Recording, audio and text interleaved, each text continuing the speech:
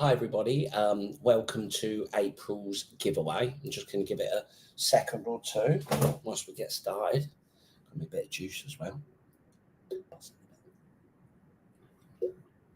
But it's beautiful weather at the moment. We've waited long enough for it, but so I hope you're all keeping well, catching plenty of fish. So just going to give it a minute or so. It looks like it's working, so fingers crossed. So I've not seen that come up before, but yeah, if anyone can comment to say that they can hear me and see me okay, that would be brilliant, and then we can get going with our April giveaway. One thing I was going to say, actually, I've got it written down on my notes, is normally we do our giveaway and our live, but Andy's on the Guru Festival at Whiteacres, so we've actually booked it in for the 9th of May, and that way he can give us a rundown of how it's gone. But he done well yesterday, so fingers crossed for him today. So Steve's popped up. Thanks, Steve. You're a superstar. So it's from Steve. Here, ready, all sound and visuals good. So thank you ever so much, Steve. We've got one from Stu as well, saying all good. Hope you both are keeping well. And if you went out weekend, I hope you caught plenty. Looking forward to it. Sorry, I've got itchy nose. I've got itchy.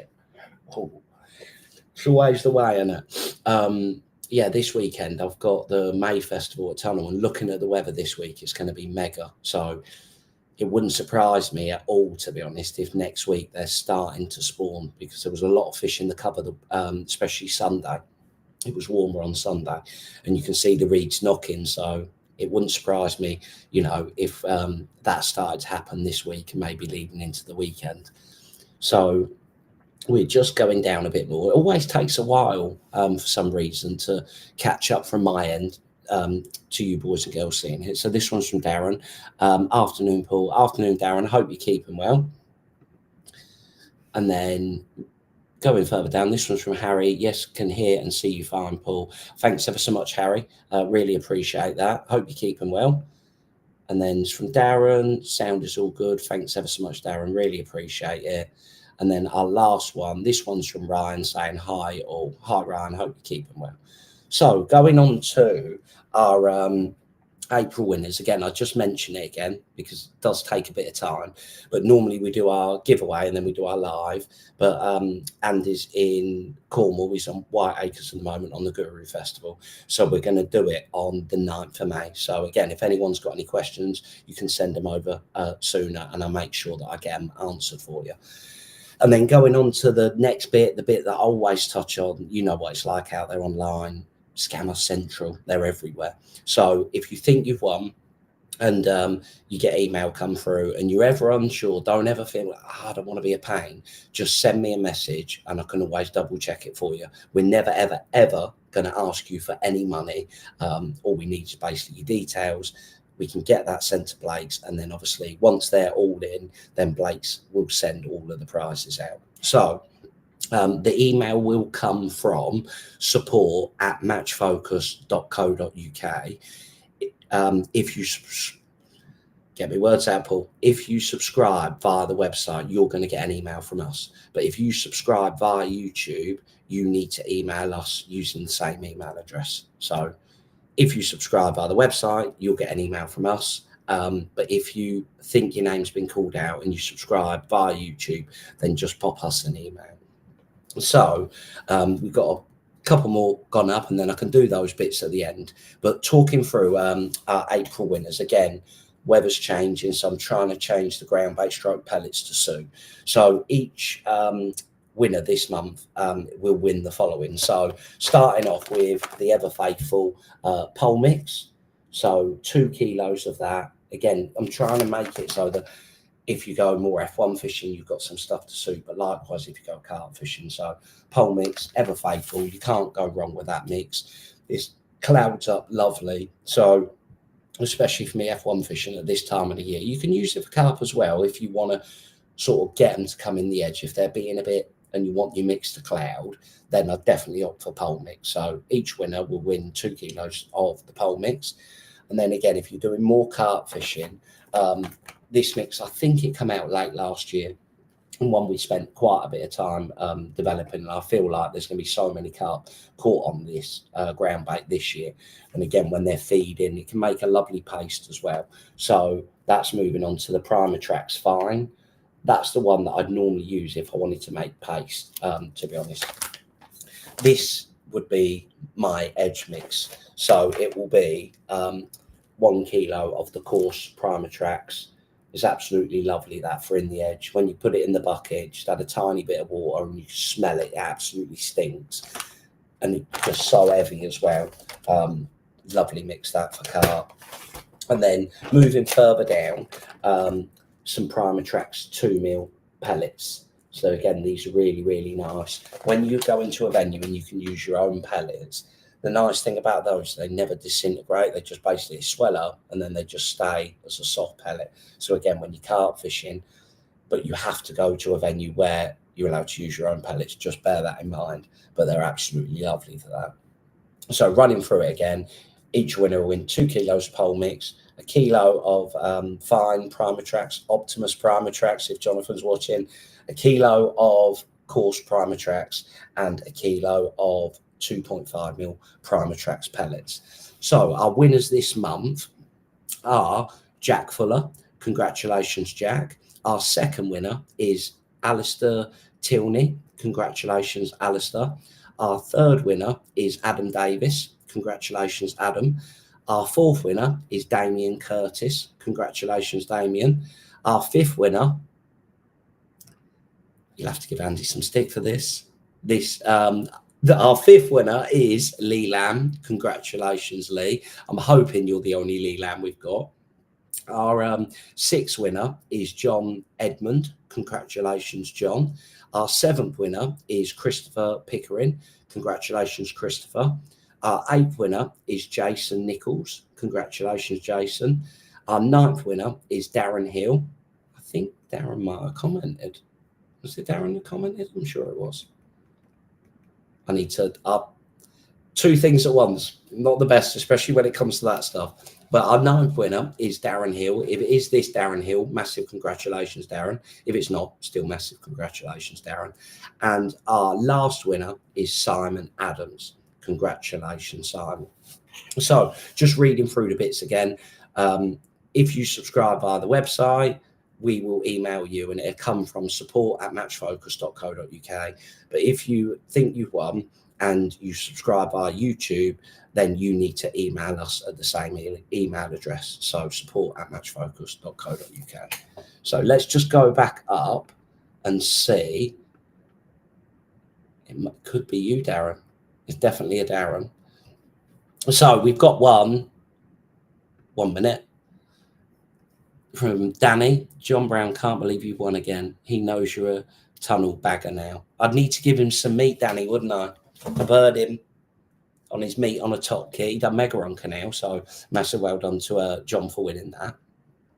I wasn't expecting that comment. You know what comment I was expecting. This one's from Ryan. He's put, excuse me. What's your opinion on fishing floating baits? I love it, but most places ban it.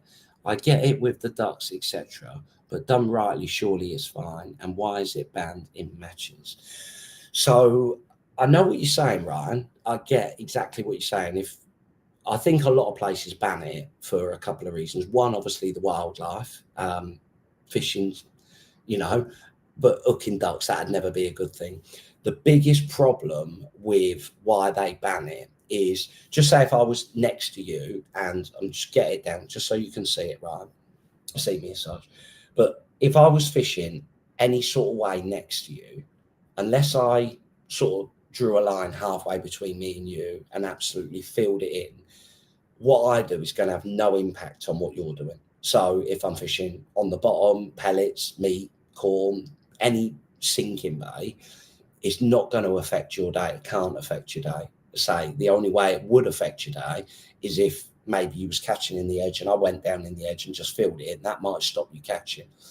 The problem is with floating bays, and it was the only reason I know this for absolute sure, is at Willingshurst you used to be allowed dog biscuits. The problem is if you don't want to fish like that, if I was next to you and I started feeding dog biscuits and you didn't want to fish like that, and then the wind got up, it could easily affect everyone. So the dog biscuits are in my peg, they're not being eaten, they float past you, all the fish just come up and start sucking on the surface, and everything that ends up basically in the windward end. I mean, the fish normally follow the wind, but if someone's doing that next to you, it can have a really, really bad effect, because carp, especially, they just love eating off the surface. And the other problem is, where it's allowed, they're very, very difficult to catch when you don't fish them on the surface. So again, going to Willingshurst, when they were allowed, you could never fish shallow normally, conventionally, i.e., 6, 12, 15 inch deep, slapping your rig over. You'd never get a bite because they only ever eat off the surface. And I think those are the reasons why it's banned. One, makes the fish incredibly difficult to catch. But I think the biggest thing, if I owned a venue, the only reason I would ban it, yeah, it makes the fish harder to catch, but that's part of fishing. The reason, if it was my fishery, why I would personally ban it is because if every angler apart from me didn't want to do it, it will 1,000,000% stop them catching on what they want to do. That's, in my opinion, the reason why it's banned, Ryan. So hopefully that makes a little bit of sense. But say, I know for sure that's the reason, because say when at Willingshurst, it was a long, long time ago now. And again, they are allowed to do it, not in matches, I don't think, anymore. But when the fly anglers go on there and feed dog biscuits and just fish basically a cork ball, they're just a nightmare. That you will not catch. Well, it's not saying you will not catch one. You might still catch an odd and mugging, but even there, when you mug them, you have to mug them so shallow. And it's almost like the second it's fallen past an inch, they just ignore it, because they say when they get fed like 400 dog biscuits and get caught every now and again, they just love eating off the surface. And you know what they're like in ponds as well. Throw some pellets in, like expanders or dog biscuits, and they're straight up sucking. So hopefully that explains it a little bit. So fingers crossed, Darren. Yeah, perfect. You put, I'll send you my details later. Absolutely perfect. Absolutely perfect. So moving further down, this one's from Bazza. Hope your back is a little bit better. Don't be like that. We had a great, for those that probably makes no sense to, I sort of have got a dodgy back, to be honest, not because of that, but we had the teams of 3. So it was me, Barry Robson and Mark Brennan, and we had Baz done mega on extension and qualified for the over 50s. I think the finals at Marston Fields. So it's those events. He done mega and managed to qualify. And then Friday, where Mark don't go fishing that much, we went and had a coaching day on new and extension. We had a mega day, to be honest. But on the teams of 3, we sort of separated ourselves. So with Baz not going to tunnel a lot and Mark not fishing, he used to fish a lot in the past, but he hadn't been fishing for a long time. I wanted to guarantee him getting a few bites. So Baz went on extension, Mark went on new pool, and I was left with house pool. I love house, to be honest, but with the amount that are on here, again, the wind plays a massive part, just like what we was talking about. I felt that they'd have a more consistent day on new and extension. But as it turned out, we had the last pegs in the bag, so you can't call us straw bag because we just had what's left, what everyone else left us. And Baz was on 25, I want to say, on extension. Mark was on 31 on new, which can be a good peg, but I felt that the wind was the wrong way for him.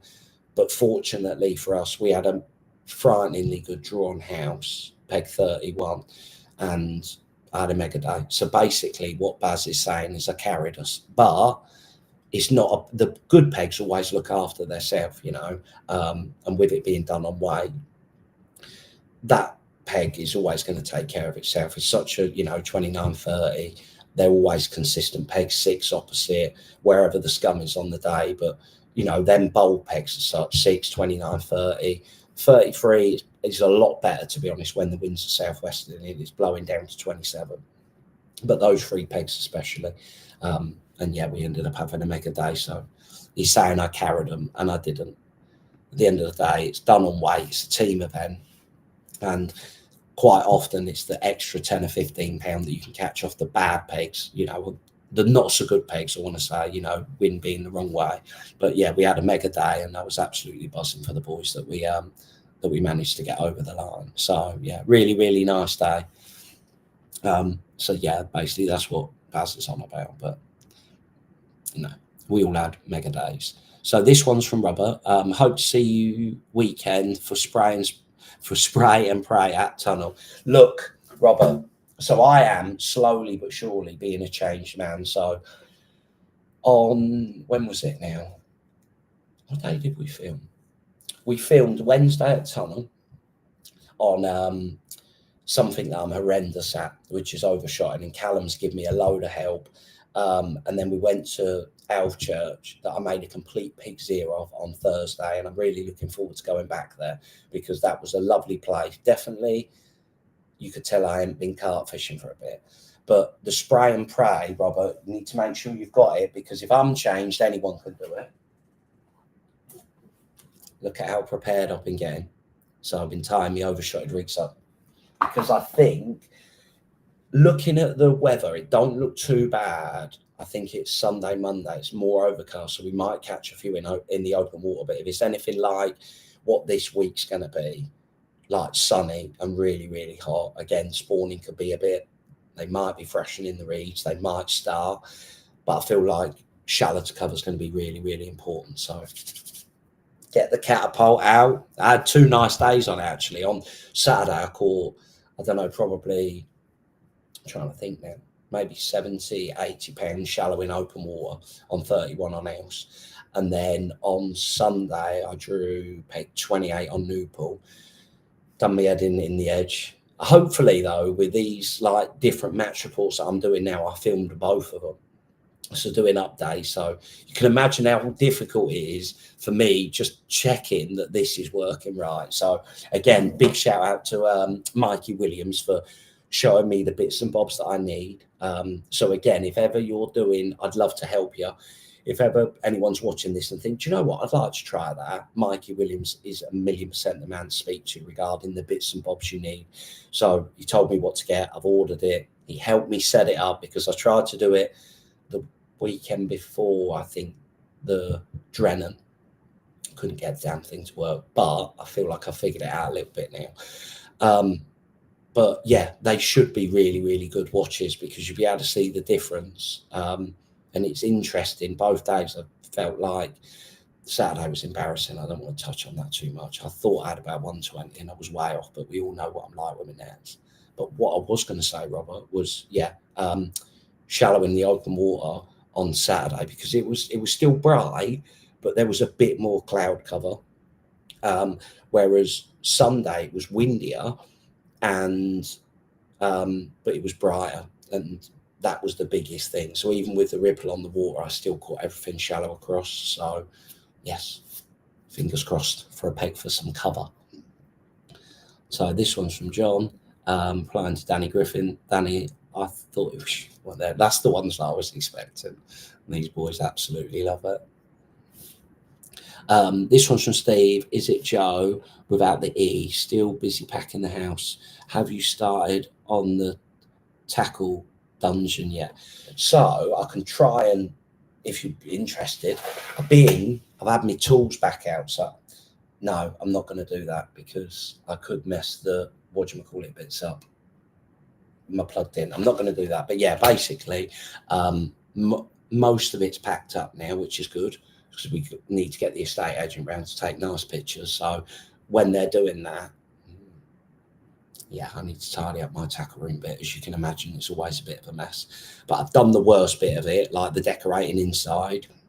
I've just got the outside to do, which I'm going to try and get done this week. But yes, it is Joe without the E. And we are getting there, Steve, slowly but surely. So this one's from Les. Thanks for the free lesson on Saturday, Paul.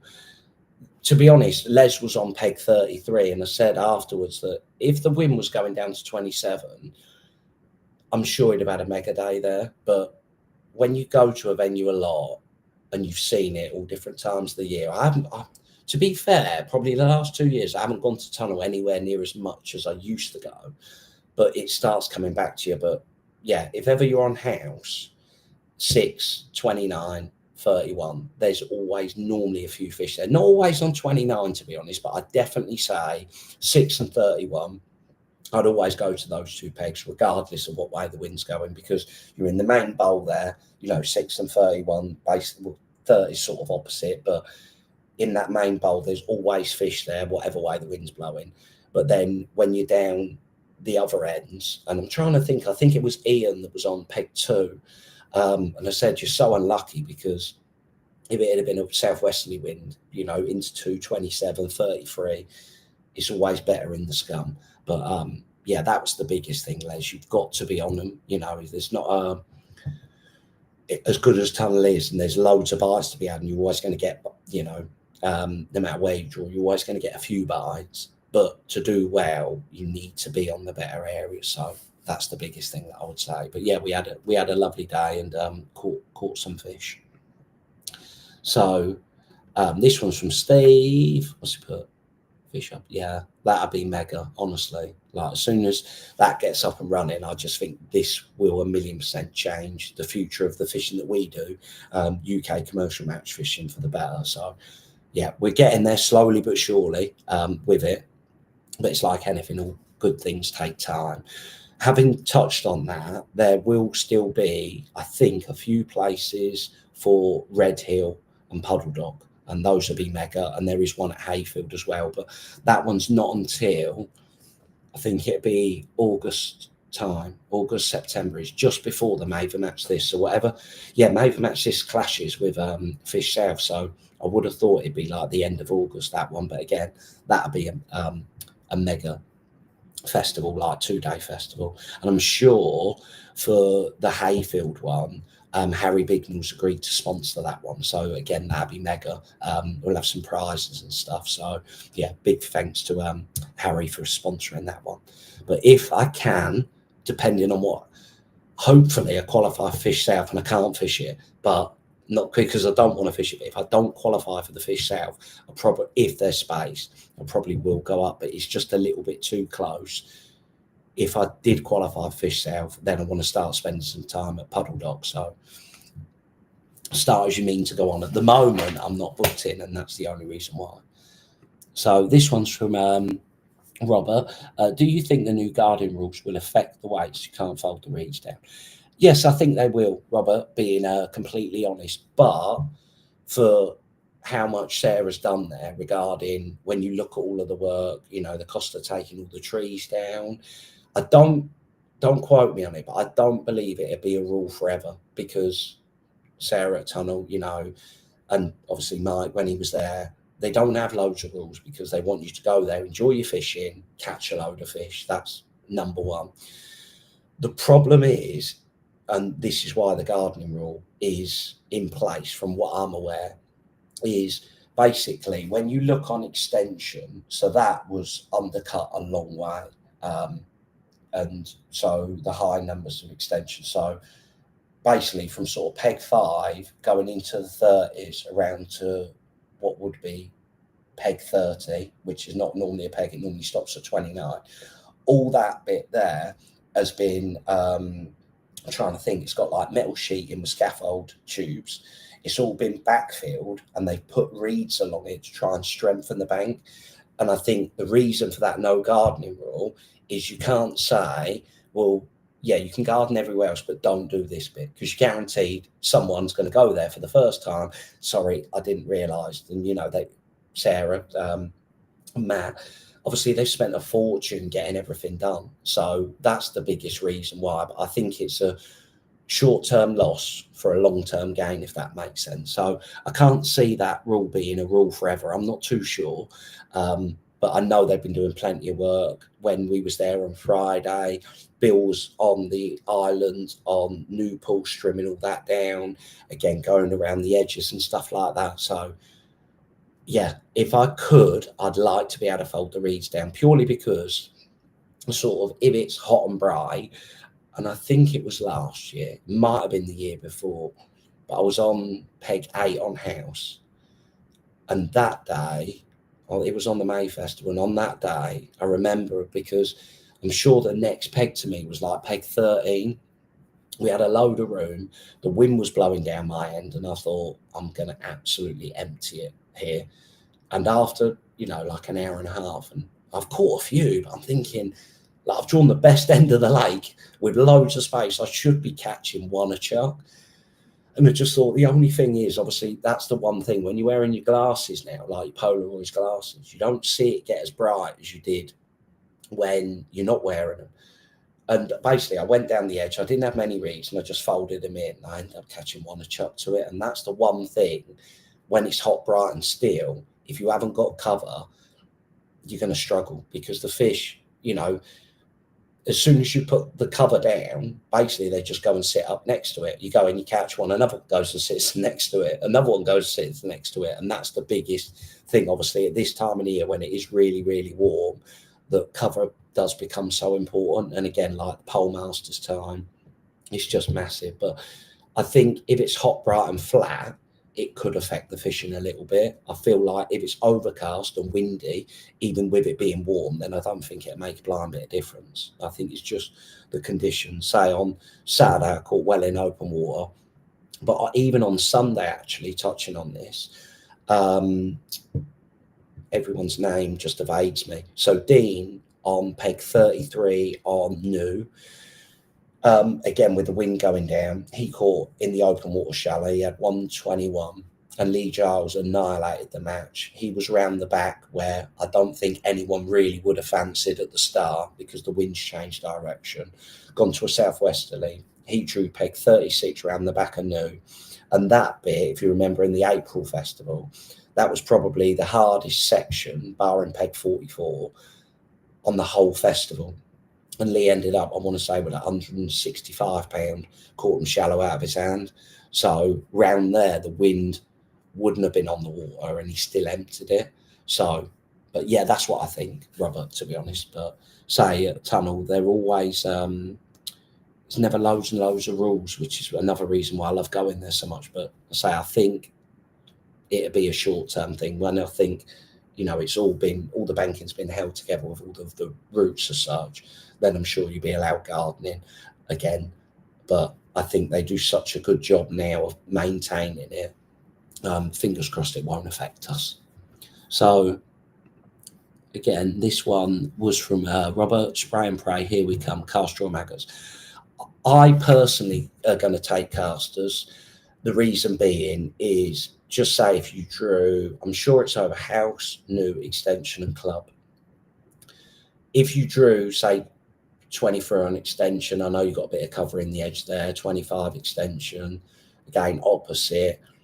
I don't think you're going to be able to fire maggots that far across. So the fact that you can't fold the reeds in, if you've got a few reeds in the edge, you might catch an odd, and maybe throwing maggots off the cover might be good. But I feel like a lot of the pegs is going to be more fishing shallow across rather than shallow in the edge, which is how we fished in previous years. So I'm just going to be taking casters because I feel like they're better. Again, touching on the overshotted rig, getting more and more popular now. It was before the April festival when I drew, where did I draw now? 26 on Jenny's and got a right hiding off Jamie Adcock, and he was on peg 24. And it obviously was a lot cooler then. And Jamie still caught £140 fishing shallow across that day with casters. So that's personally what I'm going to take. Maggots could be a good option because I'm sure Craig and Lee both caught on maggots the weekend. So it's always one of those. I feel like when you're on the wider pegs, casters are better because you can get them across. But then on the narrower pegs, maggots might be better. But again, I'm sure there'll always be maggots at Tunnel that you can buy. I don't know if they're selling casters this year, but Lanes is literally 15 minutes, down the road, depending on these roadworks, actually. So if the roadworks are still there when we're there, I'm going on the Friday to grab my bait. So if you just ask me when we're there, I'll be able to tell you, because obviously it'll be open Saturday. Don't know if it's open, well, it won't be open Sunday, but I think it's bank holiday Monday. So, and I can find out actually when we're there on, when I'm there on Friday. If you send me a message, Robert, or anyone that's interested in going to Lanes, or you can just phone them up and see if they're open on the Monday. But say, without the roadworks, it's sort of a 15-minute drive there and back.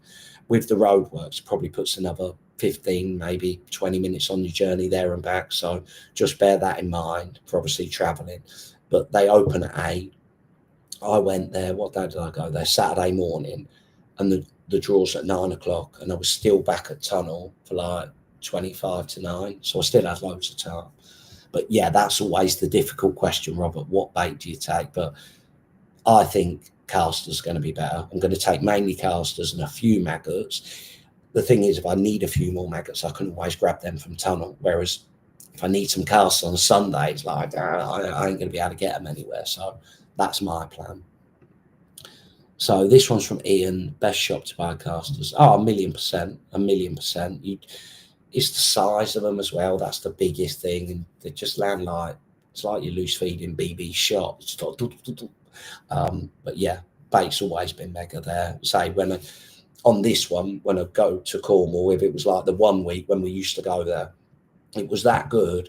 I drive 2 hours to Lanes and then 4.5 hours to Whiteacres. So do a 2-hour detour basically to get me bait. But at the end of the day, everything's important, but nothing's as important as what you're feeding them, and what you've got on the hook. So I never promote Lanes enough, to be honest. And bait's mega. And again, at Tunnel, they get their maggots from Lanes. So if you want to buy some, there's a good chance, they're going to be very good maggots. So this one's from Lee, our champion on Sunday. Up the spam. Give me that, Lee. Up the shallow. So yeah, massive well done again to Lee on Sunday for giving us a right hiding. So this one's from George. You're right, Paul. I've managed to qualify for Westwood in July. Where's the best place for accommodation? So personally, George, you can either stay on site, but you'd have to phone up and find out, because I'm sure it's like a long weekend that they do. If I was going up there for a day or two, I always just stop at Tunnel. The biggest thing for me is my gear safe. I can take it inside. Again, after the matches, if there's any bits and bobs that I want to go and shop my rig up, I want to fish for a little bit, I can. So that's why I normally stay at Tunnel. Biggest thing for me is my van's safe and my gear's safe, because my gear's in with me, if that makes sense.